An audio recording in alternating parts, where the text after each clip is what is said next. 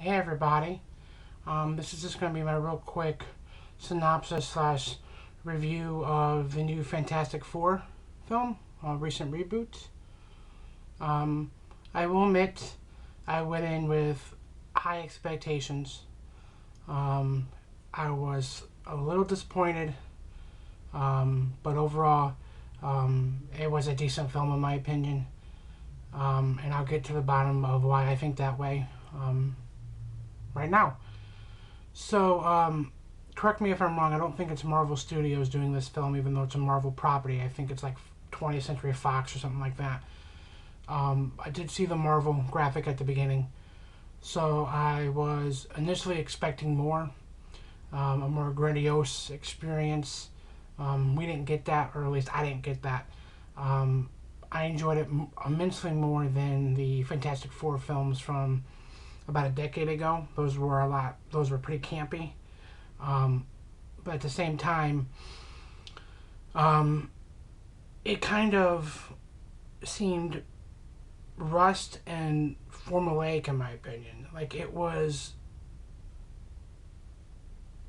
dumbed down, summarized for more of a family-friendly environment than more Marvel mythos, comic book kind of realism, um, or original source material type thing. Obviously, they played around with it with Sue Storm and Johnny Storm being adoptive brother and sister. But I felt it just needed a little bit more to put it over the top for me. It was still a decent film, but it just needed a little bit more. Um, I would have liked a longer film. It was about 94 minutes.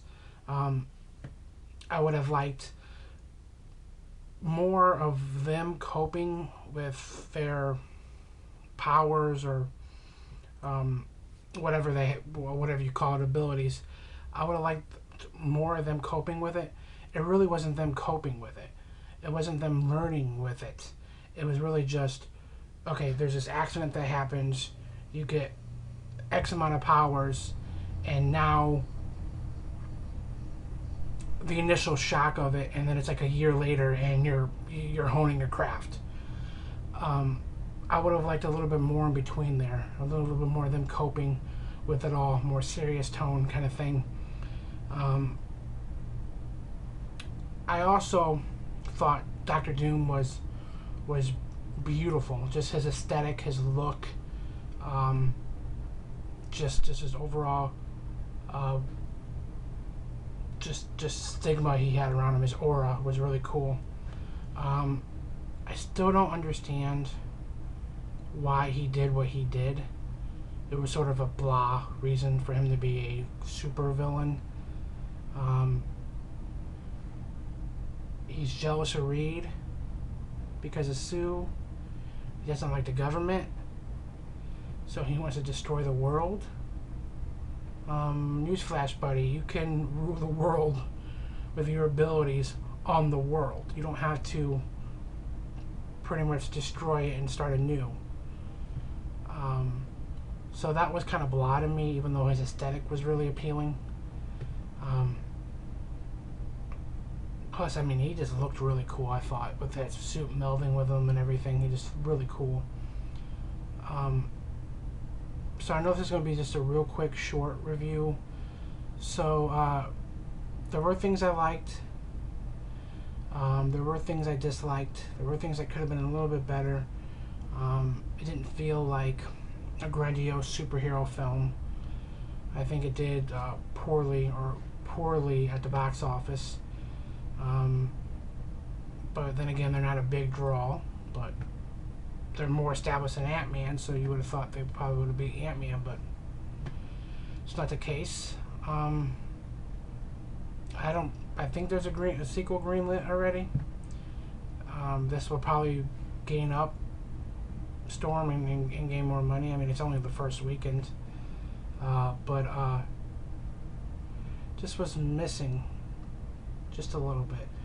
I'll end up buying it on Blu-ray. I end up like when I see films, not most films, but when I see films, some blow me away immediately. Some I'm like, I really want to like it, but I can't. And some I'm just like, okay, it was decent. And then upon second and third viewings of those decent films, I tend to like it and appreciate it more. That happened with like The Amazing Spider-Man 2. I ended up not like loving that film, but I appreciated it more after I bought it on Blu-ray. Probably same thing here. I'll end up watching it a few times and end up probably liking it a little bit more. Yeah, I mean, that's pretty much it. Just my short, real quick synopsis. Tell me what you guys think. Did you like it? Have you seen it? Did you expect more from it? Yeah, tell me what you guys think. Peace. Bye.